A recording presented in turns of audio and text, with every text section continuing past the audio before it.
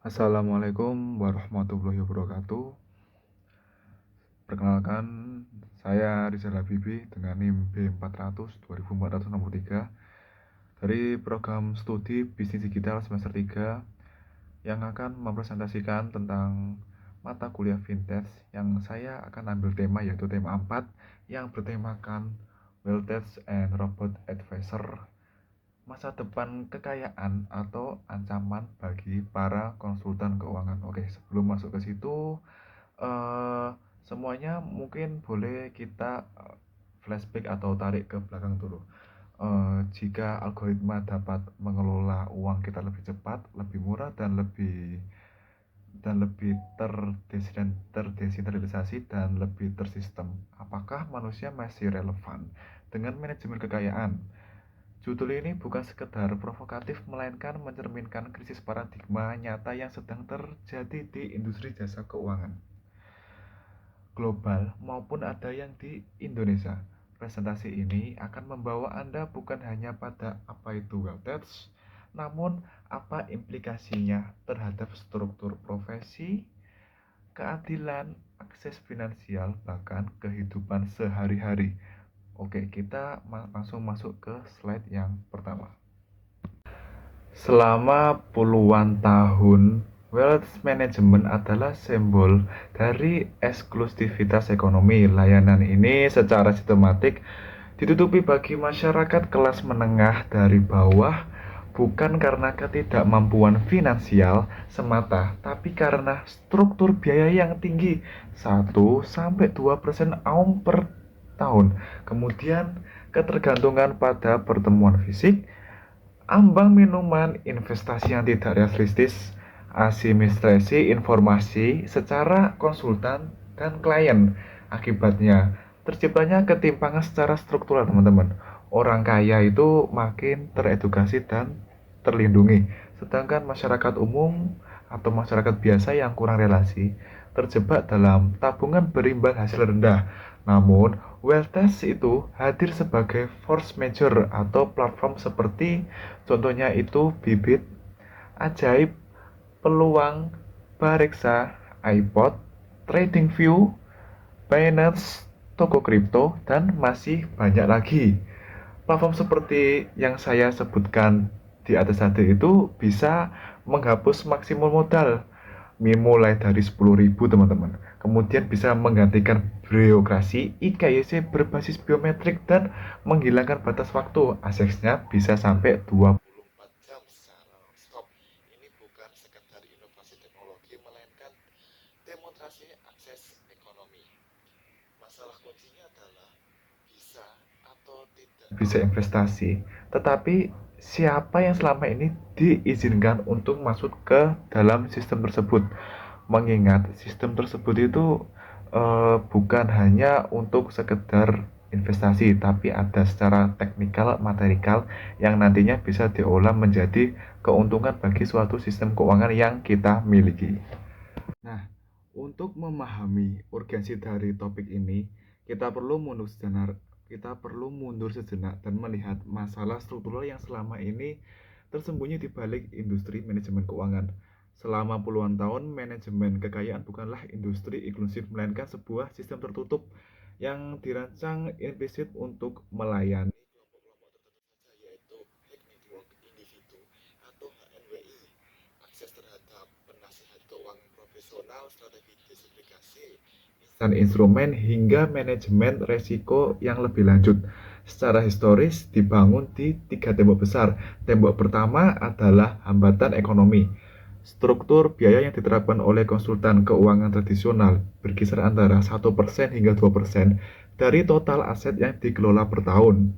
Secara otomatis menyingkirkan masyarakat kelas menengah. Bagi pemilik aset miliaran rupiah, biaya ini terlihat sangat kecil, teman-teman. Namun, bagi masyarakat dengan aset puluhan juta atau bahkan ratusan, biaya tersebut justru menjadi beban penggerus nilai investasi yang signifikan. Akibatnya, hanya kelompok tertentu yang dapat menikmati manfaat optimal dari pertumbuhan pasar keuangan. Kemudian, tembok kedua adalah hambatan operasional dan birokrasi. Model konvensional ini mengharukan pertemuan tatap muka, pengisian dokumen fisik, serta proses administratif yang mengharuskan pertemuan tatap muka secara terus-menerus, dan itu sangat tidak efisien dan memakan waktu yang cukup panjang. Dalam konteks masyarakat modern yang bergerak cepat dan serba digital, model ini sangat tidak relevan, teman-teman. Karena apa? Khususnya bagi generasi yang produktif yang tidak memiliki fleksibilitas waktu untuk mengakses layanan secara formal di kerja perbankan. Kemudian kita lanjut ke tembok yang ketiga, yaitu adalah tembok yang paling berbahaya adalah hambatan informasi. Relasi antara konsultan dan nasabah yang bersifat secara asimetris. Nasabah berada pada posisi yang pasif, menerima rekomendasi tanpa benar-benar memahami dasar dari analisis resiko maupun potensi konflik yang akan terjadi ketika mereka mengakses sistem tersebut. Kepentingan di balik produk yang ditawarkan. Dalam kondisi ini, kepercayaan tidak selalu dibangun atas dasar transportasi data, melainkan atas dasar otoritas dan simbol profesionalisme. Akumulasi dari ketiga tembok tersebut itu bisa menciptakan dikotomi finansial yang sangat tajam, teman-teman. Karena di satu sisi, kelompok elit itu memiliki akses ke instrumen yang sangat canggih, manajemen risiko terukur, serta perlindungan nilai kekayaan yang sangat aman karena sudah memiliki akses, atau bahasanya itu memiliki channel, teman-teman, yang sangat canggih. Di sisi lain, mayoritas masyarakat hanya tergantung pada perlindungan nilai kekayaan dari inflasi dan krisis. Di sisi lain, mayoritas masyarakat hanya tergantung pada ketimpangan. Ini bukan hanya soal persoalan ekonomi, tetapi juga persoalan keadilan struktural dalam sistem keuangan. Disinilah Baldes muncul bukan sebagai inovasi biasa, tetapi juga sebagai disrupsi paradigma melalui integrasi kecerdasan buatan atau AI, teman-teman, pembelajaran mesin dan infrastruktur digital. Baldes khususnya Robo Advisor itu bisa melakukan diskonstruksi total terhadap model lama. Platform seperti Bybit, Ajaib Peluang, dan yang saya sebutkan tadi itu bisa membuka akses pengelolaan portofolio selama 24 jam tanpa bebas akses geografis, teman-teman. Namun keberhasilan masif ini justru melahirkan krisis yang sangat eksistensial baru, teman-teman. Ketika algoritma itu mampu menganalisis data pasar lebih cepat, lebih murah, dan lebih kelelahan secara emosional, muncul beberapa pertanyaan yang sangat mendasar. Apakah para konsultan keuangan manusia masih relevan, atau kita sedang menyaksikan awal dari panggilan otoritas manusia, data, dan mesin? Masalah ini sederhana, pertarungan manusia dengan teknologi. Persoalan yang jauh lebih adalah pergeseran sumber kepercayaan publik. Oleh karena itu, mungkin ini adalah slide sebagai fondasi untuk seluruh kajian.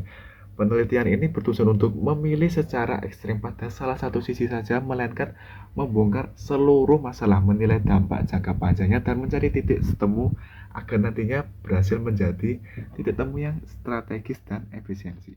Baik, kita lanjut ke slide yang berikutnya. Setelah memahami kritis paradigma yang terjadi dalam industri manajemen kekayaan, langkah berikutnya adalah menjawab pentingnya atas dasar teori, apakah Robo Advisor bisa bekerja secara nyata. Robo Advisor bukanlah berkoleksi atau berbasis tebakan, melainkan dibangun di atas fondasi teori keuangan klasik yang sangat mapan, yaitu Modern Portfolio Theory atau MPT, yang diperkenalkan oleh Harry Markowitz, dan hingga saat ini masih menjadi rujukan utama dalam manajemen portofolio global. Inti dari modern portfolio teori adalah prinsip bahwa resiko dan imbal hasil tidak dapat dianalisis secara terpisah pada satu aset tunggal saja, melainkan harus dilihat sebagai bagian dari keseluruhan portofolio. Dengan kata lain, yang terpenting bukanlah seberapa resiko suatu saham atau satu reksadana, tetapi bagaimana aset tersebut dapat berinteraksi dengan aset lain dalam satu portofolio. Konsep ini melahirkan gagasan diversifikasi yang sangat optimal, di mana para investor dapat memperoleh tingkat imbal hasil tertentu dengan risiko serendah mungkin, atau sebaliknya memperoleh imbal hasil maksimal pada tingkat risiko yang sama Dalam kerangka ini, robot advisor bekerja dengan menghitung efisiensi pointer, yaitu kumpulan portofolio paling efisiensi secara sistematis untuk tingkat risiko yang dapat diterima oleh para investor. Keunggulan utama robot advisor terletak pada kapasitas komputasi dan kecepatan yang sangat eksklusif. Jika dalam model konvensional, konsultan manusia harus melakukan analisis manual yang memakan waktu bisa berminggu-minggu bahkan berbulan-bulan dan bahkan bertahun-tahun dalam rentan terhadap keterlibatan dalam kognitif. Robot advisor dalam sekejap itu mampu melakukan perhitungan secara korelasi antara aset secara real time, kemudian optimalisasi alokasi aset yang berbasis mean weight correlation, dan bukan hanya itu teman-teman, penyesuaian portofolio otomatis ketika terjadi pada saat perubahan kondisi pasar melalui mekanisme otomatik robotik yang sangat memastikan bahwa profil risiko nasabah tetap konsisten dengan tujuan awal investasi yang terpengaruh oleh influktuasi pasar yang jangka pendek atau emosi sesaat. Proses ini secara terus-menerus bahkan ketika investor itu tidak terlalu aktif dalam memantau pasarnya.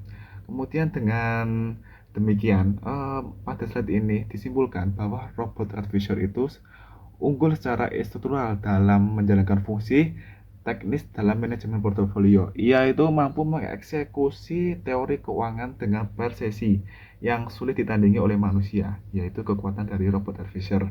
Namun, keunggulan teknis ini nantinya dapat dasar penting untuk membandingkan dan bukan meniadakan peran manusia dalam dimensi lain yang akan dibahas yang akan kita bahas pada slide selanjutnya.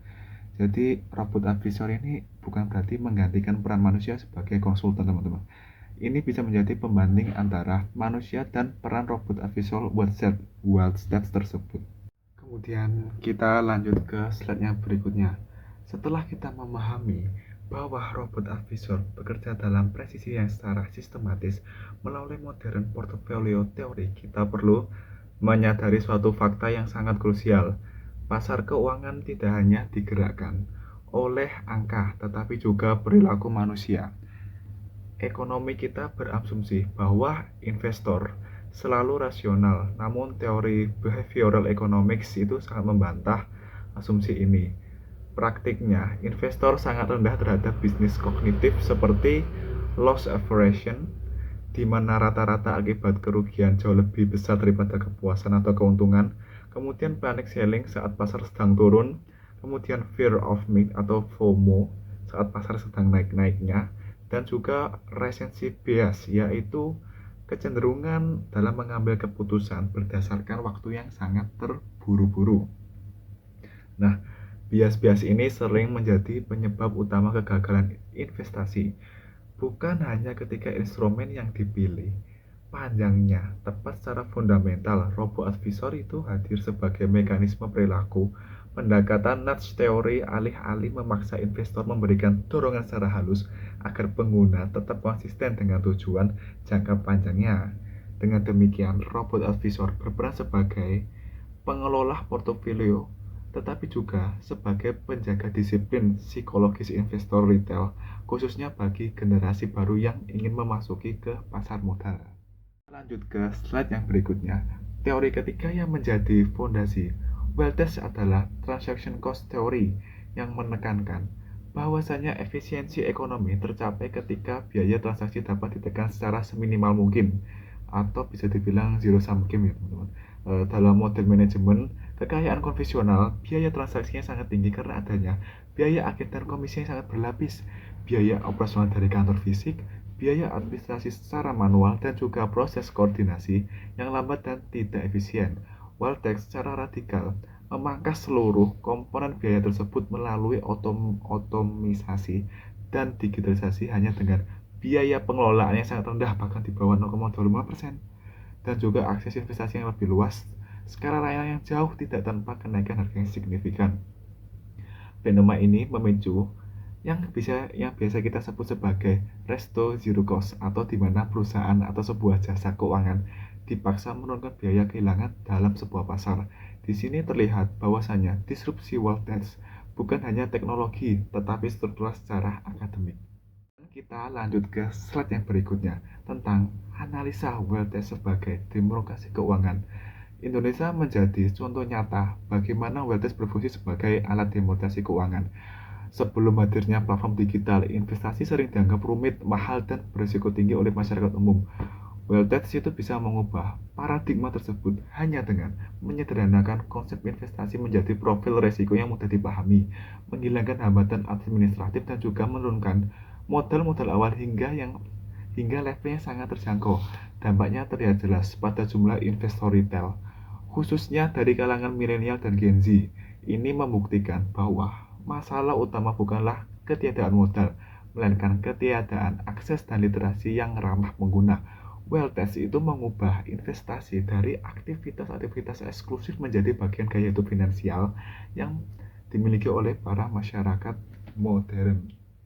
Di balik efisiensinya, Wealthies membawa resiko baru yang tidak diperbolehkan. Salah satunya adalah agribometik, di mana algoritma berpotensi dialirkan untuk mengutamakan produksi aplikasi platform tertentu. Selain itu, ancaman keamanan menjadi sangat krusial. Data financial dan profil risiko nasabah itu merupakan aset yang bernilai sangat tinggi, teman-teman, yang rentan terhadap kebocoran dan penyalahgunaan. Tanpa transparansi, algoritma, dan standar keamanan yang ketat, kepercayaan publik terhadap Wealthies dapat runtuh dalam waktu yang sangat singkat. Dan kita lanjut ke slide yang berikutnya. Analisa manusia versus mesin dalam manajemen kekayaan. Pada titik ini muncul perbandingan yang tidak terhindar oleh robot advisor dan konsultan keuangan manusia. Robot advisor itu sendiri unggul dalam objektivitas berbasis data, kecepatan secara analisa, rebalancing otomatis yang tanpa emosi, dan skalabilitas secara yang sangat tinggi. Sementara itu konsultan manusia unggul dalam pendampingan emosional secara kritis, pemahaman konteks dalam kehidupan klien yang sehari-hari. Kemudian juga perencanaan keuangan kompleks seperti pajak dan warisan, dan membangun kepercayaan dalam jangka panjang. Perbandingan ini menunjukkan bahwa keduanya tidak berada dalam relasi saling menggantikan secara mutlak, melainkan memiliki keunggulan di masing-masing sektor yang mereka miliki. Terima kasih, mungkin sedikit yang bisa saya sampaikan, kurang lebihnya mohon maaf, dan bila ada salah kata juga boleh dimaafkan. Terima kasih. Saya Rizal Habibie dengan NIM B400 2463 izin pamit. Wassalamualaikum warahmatullahi wabarakatuh.